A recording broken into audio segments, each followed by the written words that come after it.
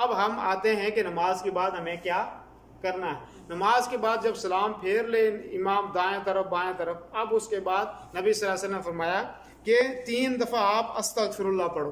कितनी दफ़ा? 3 दफ़ा अस्तगफिरुल्लाह आप पढ़ो। यहाँ आप देखते हैं मस्जिदों में अक्सर व बेशतर यहाँ बोर्ड लगे हुए हैं नमाज के बाद के अज़कार लिखे। हदीसों में भी नमाज के बाद जो चीज़ मिलती है वो अज़कार मिलते हैं। क्या मिलते हैं? अज़कार मिलते हैं कि ये अज़कार आपने पढ़ने हैं, वो आपको पढ़ना चाहिए, उनकी फजीलत भी है। वो अज़कार पढ़ने वाला आदमी शैतान से महफूज रहता है, वसवसों से महफूज रहता है, जिन्नात से महफूज रहता है, नजर बद से वो आदमी महफूज रहता है, हसद से महफूज रहता है, और बेशुमार जो बुराइयां जो हैं उन चीज़ों से आदमी क्या रहता है? महफूज रहता है, अगर इन अज़कार की पाबंदी आदमी करेगा। तो नबी सल्लल्लाहु अलैहि वसल्लम से साबित है कि आप क्या करते थे? 3 दफ़ा नमाज के बाद अस्तगफिरुल्लाह अस्तगफिरुल्लाह अस्तगफिरुल्लाह ये पढ़ते थे। ये चीज़ करनी चाहिए और पढ़ना चाहिए आदमी को, ठीक, जोर से पढ़ना चाहिए। नमाज खत्म हुई, जोर से पढ़ो अस्तगफिरुल्लाह अस्तगफिरुल्लाह अस्तगफिरुल्लाह, ताकि जो दूसरे लोग हैं करीब में उनको भी पता चले कि ये अमल करना है। बच्चे सुने, बच्चियां सुने, या घर में पढ़ रहे हैं तो किसी आदमी को पता चले कि वो आदमी भी ये काम करे, ठीक है जी। उसके बाद दूसरा जो जिक्र हमने करना है नबी सल्लल्लाहु अलैहि वसल्लम से जो साबित है, सही मुस्लिम शरीफ की रिवायत है, फरमाया ये दुआ पढ़ो, अल्लाहुम्मा अंतस्सलाम व मिनकस्सलाम तबारकत या ज़ल जलाल वल इकराम। ये दुआ पढ़नी, अल्लाहुम्मा अंतस्सलाम व मिनकस्सलाम तबारकत रब्बना या ज़ल जलाल वल इकराम। इसका तर्जुमा यह है कि ए अल्लाह तू सलामती वाला है, ठीक है जी। अल्लाहुम्मा अंतस्सलाम, ए अल्लाह तू सलामती वाला है, व मिनकस्सलाम, और सलामती तेरी तरफ से ही है। सलामती किसकी तरफ से आती है? अल्लाह ही की तरफ से सलामती आती है। तबारक या ज़ल जलाल वल इकराम, ए जलालत व इज़्ज़त के मालिक तू ही बरकत वाला है। कितने अच्छे अल्फाज हैं, आदमी अल्लाह की तारीफ करता है। एक दुआ ही हो। उसके बाद जो है और भी बेशुमार दुआएं हैं। हज़रत मुआज़ कहते हैं कि इन्नी उहिब्बुका, हज़रत नबी करीम सल्लल्लाहु अलैहि वसल्लम ने हज़रत मुआज़ को फरमाया कि या मुआज़, ए मुआज़, इन्नी उहिब्बुका उसीका या मुआज़, कि मुआज़ मैं ये पसंद करता हूँ और ये वसीयत करता हूँ तुझे कि तू इन चीज़ों को पढ़ा कर। क्या वो चीज़ें?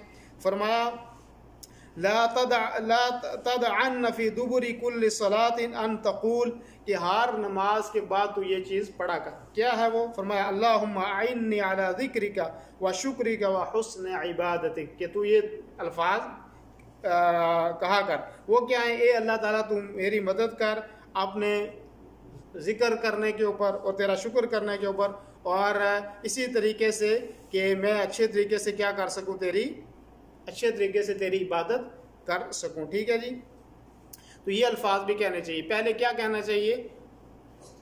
अस्तगफिरुल्लाह 3 दफ़ा। उसके बाद अल्लाहुम्मा अंतस्सलाम व मिनकस्सलाम तबारकता या ज़ल जलाल वल इकराम, और उसके बाद अल्लाहुम्मा अइन्नी अला ज़िक्रिका व शुक्रिका व हुस्न इबादत। ये 3 चीज़ें दुआएं होंगी, हर मस्जिद के में लिखी हुई।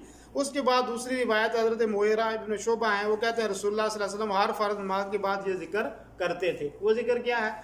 वो है चौथा कलमा, ला इलाहा इल्लल्लाह वहदहु ला शरीका लह लहुल मुल्क व लहुल हम्द व हुवा अला कुल्लि शैइन क़दीर। ये चौथा कलमा। फिर इसके बाद आगे दुआ, अल्लाहुम्मा ला मानिअ लिमा आतैत वला मुअतिय लिमा मनअत वला यनफअु ज़ल जद्दि मिनकल जद्द। ये जो है सही बुखारी की रिवायत है। इसका तर्जुमा ये है, एक अल्लाह के सिवा कोई माबूद बरहक नहीं है, ठीक है नहीं।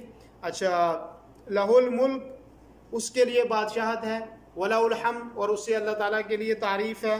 अच्छा, उसके बाद फरमाया और वो हर चीज़ के ऊपर कादिर, अल्लाह ताला हर चीज़ के ऊपर कादिर। फिर अल्लाहुम्मा ला मानिअ लिमा आतैत वला मुअतिय लिमा मनअत, अल्लाह ताला कि जो तू दे दे उससे कोई रोक नहीं सकता है, कि अल्लाह जो तू दे दे उसको कोई रोक नहीं सकता, और जिस चीज़ से तू रोक ना दे जो तू, तो वो कोई दे नहीं सकता है, ठीक है नहीं। तो ये इस दुआ का तो इसी तरीके से फरमाया कि वला यनफअु ज़ल जद्दि मिनकल जद्द, और किसी बड़े की बड़ाई, कोई बहुत बड़ा आदमी है और उसका बड़ापन होना किसी आदमी को कोई फ़ायदा नहीं दे सकता है। फ़ायदा कौन दे सकता है? अल्लाह ताला के ज़ात। ये दुआ भी बहुत है, पढ़नी चाहिए, बच्चों को सिखाना चाहिए और याद करनी चाहिए, ज़ुबानी आदमी को नमाज के बाद पढ़नी चाहिए। जब ये 3 चीज़ें हो गई, 4 चीज़ें हो गई तकरीबन। चौथी चीज़ ये है कि अल्लाह के नबी सल्लल्लाहु अलैहि वसल्लम हर फ़र्ज़ नमाज के बाद आयतुल कुर्सी पढ़ते थे। आयतुल कुर्सी पता है? अल्लाहु ला इलाहा इल्ला हुवल हय्युल क़य्यूम ला ताख़ुज़ुहु सिनतुन वला नौम इला आखिरी, ये पढ़ते थे। फरमाया कि जो आदमी इसको क्या कर लेगा, इसको हर नमाज के बाद पढ़ेगा तो मरने के बाद वो जन्नत के अंदर दाखिल होगा। यानी उसके दरमियान और जन्नत के दरमियान कोई चीज़ हायल नहीं होगी।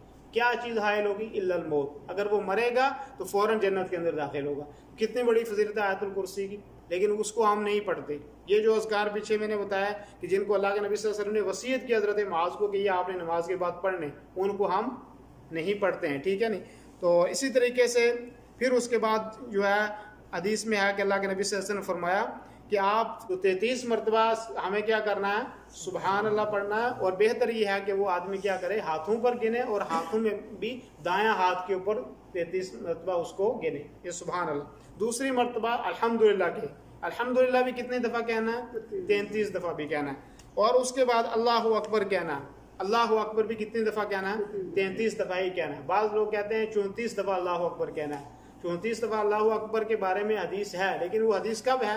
जब आप सोने लगे, सोने से पहले आपने यही अज़कार पढ़ने हैं, लेकिन अल्लाहु अकबर आपने वहाँ पे 34 दफ़ा कहना है। लेकिन यहाँ पे आपने सबको 33 सुभान अल्लाह 33 मरतबा, अल्हम्दुलिल्लाह 33 मरतबा और अल्लाहु अकबर भी कितने दफ़ा?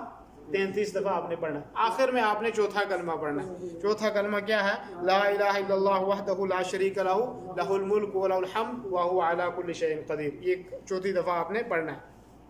फिर उसके बाद हज़रत साद बिन अबी वक़्क़ास से रिवायत है, वो माते के नबी करीम सल्लल्लाहु अलैहि वसल्लम ये दुआ भी पढ़ा करते थे। वो दुआ क्या है? अल्लाहुम्मा इन्नी अऊज़ु बिका मिनल बुख़्ल, ए अल्लाह मैं तेरी पनाह में आता हूँ बुख़ल से, कंजूसी से। बुख़ल किसको कहते हैं?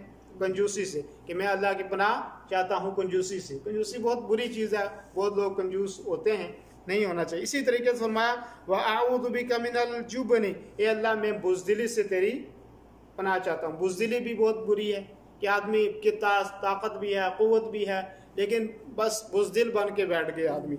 अच्छा, इसी तरीके से फरमाया व अऊज़ु बिका मिन अन अरुद्द इला अर्ज़लिल उम्री, और अल्लाह ताला मैं तेरी पनाह में आता हूँ ये कि मैं उम्र ऐसी उम्र में चले जाऊं कि जो बुढ़ापे की उम्र हो, बिल्कुल बुढ़ापे की उम्र जिसमें आदमी का जीना मुहाल होता है। आदमी कोई अपना ख्याल नहीं रख सकता, ठीक है नहीं, अपने खाने पीने का ख्याल नहीं रख सकता, अपने जिस्म का ख्याल नहीं रख सकता, किसी चीज़ का इंसान को पता नहीं होता। तो ये क्या है? ऐसी उम्र है कि इसको कहते हैं अर्ज़लिल उम्र, यानी बहुत ज़्यादा बुढ़ापे की उम्र। और ये अच्छी बात भी है कि इंसान जब अपनी हालत के ऊपर हो, किसी का मोहताज ना हो, तो आदमी दुनिया से चला जाए तो ये बेहतर है। ऐसा वक्त ना आए आदमी के ऊपर कि बच्चे कहें, ख़ानदान वाले कहें, पड़ोसी कहें, लोग कहें कि आप ये दुनिया से चला जाता तो बेहतर ही था, ठीक है नहीं। ऐसी उम्र के जिसमें इंसान क्या हो जाए, बिल्कुल आजिज़ हो जाए, तो ऐसी उम्र से अल्लाह के नबी सल्लल्लाहु अलैहि वसल्लम ने क्या है? पनाह मांगी है, ठीक है जी। फरमाया इसी तरीके से वअऊज़ु बिका मिन फितनतिद दुनिया, अल्लाह ताला मैं तेरी पनाह चाहता हूँ दुनिया के फितनों से। दुनिया के फितने बहुत हैं, माल के फितने, दौलत के फितने, औलाद के फितने, ठीक है, और भी बेशुमार फितने हैं, शहवात के फितने। तो फितनों से भी अल्लाह ताला की पनाह मांगनी चाहिए। इसी तरीके से फरमाया वअऊज़ु बिका मिन अज़ाबिल क़ब्र, कि अल्लाह ताला मैं अज़ाब क़ब्र से तेरी पनाह मांगता हूँ, ठीक है। और अज़ाब क़ब्र भी बहुत मुश्किल है, इसलिए उससे भी पनाह मांगनी। इसी तरीके से एक रिवायत में दज्जाल के फितने से पनाह का भी जिक्र है, और इसी तरीके से कर्ज बहुत ज़्यादा हो जाए उसका तज़किरा से पनाह हदीस में आती है। और इसी तरीके से जो है लोग इंसानों के ऊपर गालिब आ जाएं कि हम बिल्कुल ना जो है कुछ नहीं कर सकते, हर आदमी हमारे ऊपर गालिब है, तो इस वजह से भी अल्लाह के नबी सल्लल्लाहु अलैहि वसल्लम ने क्या की? पनाह मांगी है। बात समझ आ रही है जी आप? तो ये थी नमाज के बाद के अज़कार। तो ये अज़कार पढ़ने चाहिए, इनके ऊपर अमल करना चाहिए, बच्चों को सिखाना चाहिए। और अगर आपके पास नहीं है, हर ज़ुबान में किताबें यहाँ मौजूद हैं, आप उनको लो, उनको नमाज के बाद पढ़ो, ठीक है जी। इसी तरीके से सुबह शाम के अज़कार हैं वो भी पढ़ना चाहिए, सोने के से पहले अज़कार हैं वो पढ़ना चाहिए, बच्चों को सिखाना चाहिए, बच्चियों को सिखाना चाहिए। और इनका बहुत बड़ा सवाब और अजर है कि इंसान हर किस्म की बुराइयों से आदमी क्या हो जाता है? बच जाता है, ठीक है जी। अब ये चीज़ें होगी नमाज के बाद हमने क्या करना है, ठीक। इसके बाद